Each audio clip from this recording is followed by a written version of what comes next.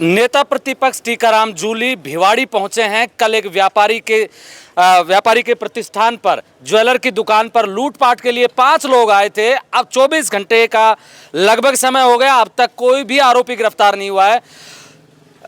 प्रतिपक्ष जी क्या कहेंगे इस पे? सरकार का फेलियर है, कहीं भी कानून का इकबाल नज़र नहीं आ रहा। और मैं तो बड़ा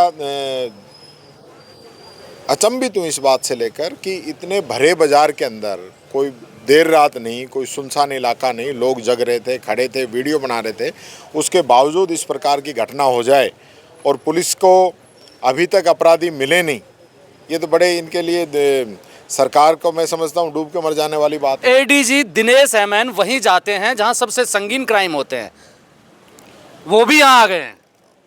जो दिनेश जी हैं उनका अच्छा नाम है, उनका अच्छा काम है और मैं समझता हूँ वो आए हैं तो कुछ वो करेंगे, लेकिन सारे काम एक ही आदमी थोड़ी करेगा। बाकी लोगों की जिम्मेदारी वो क्या कर रहे थे? आज जो व्यक्ति चला गया, आज ठीक है आप 5 अपराधियों को पकड़ लोगे, आप सज़ा कर दोगे, आप फांसी कर दोगे, आजीवन कारावास हो जाएगा, उससे ये व्यक्ति तो वापस नहीं आ सकता। इस परिवार को जो नुकसान हो गया, इस परिवार से जो आदमी चला गया, उसको कैसे वापस लेके आएंगे? तो क्या ये कानून की जिम्मेदारी नहीं है कि लोगों को सुरक्षित रखा जाए? पहले से पूरी जो पुलिस की पेट्रोलिंग हो, समय समय पर मॉनिटरिंग हो, तो इस चीज़ की जिम्मेदारी नहीं है क्या? नहीं, बाबा बालकनाथ कहाँ है? आपने पूछा क्या कि जो बंगाल का राशन कार्ड बनवा रहे थे? मैंने पूछा था कि भाई ये जो लोग हैं इनका राशन कार्ड यहाँ का है, बंगाल का है? ये तो मैं तो पूछना चाहता हूँ विधायक जी से कि ये जो राशन कार्ड इन लोगों का है, जिन्होंने फायरिंग की है, मर्डर किया है, वो बंगाल के हैं या यहाँ के हैं? लेकिन प्रतिपक्ष जी, यहाँ भिवाड़ी की अगर बात करें, तिजारा की बात करें, तो विपक्ष बिल्कुल सूना सा है, कोई आवाज़ नहीं उठाता। जब घटनाएं हो जाती हैं तब आप आ जाते हैं तो माहौल बन जाता है।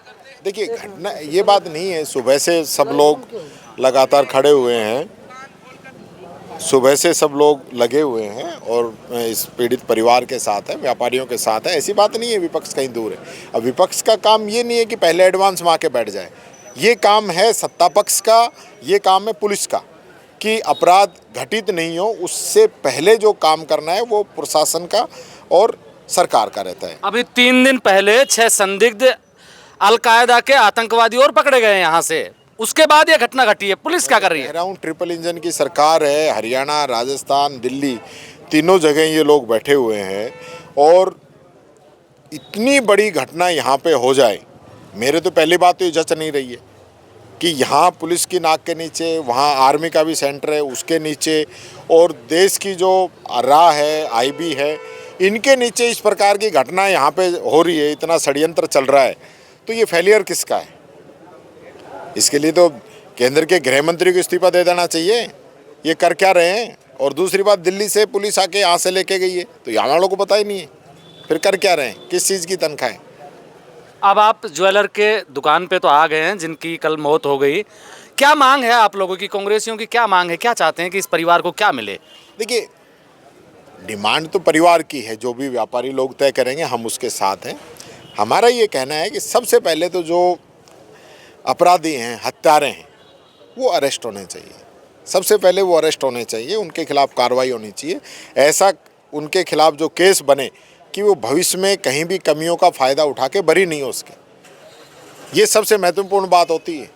जब हम किसी को पकड़ते हैं तब तो बहुत बड़े बड़े दावे करते हैं, उसको अरेस्ट कर देते हैं और बाद में कोर्ट में बिना सबूतों के और कमज़ोर पुलिस की तैयारी के वो लोग छूट के बाहर आ जाते हैं।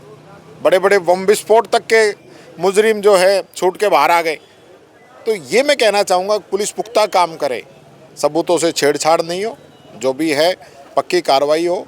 केंद्रीय मंत्री भूपेंद्र यादव यहीं से सांसद हैं और कैबिनेट में केंद्रीय मंत्री हैं।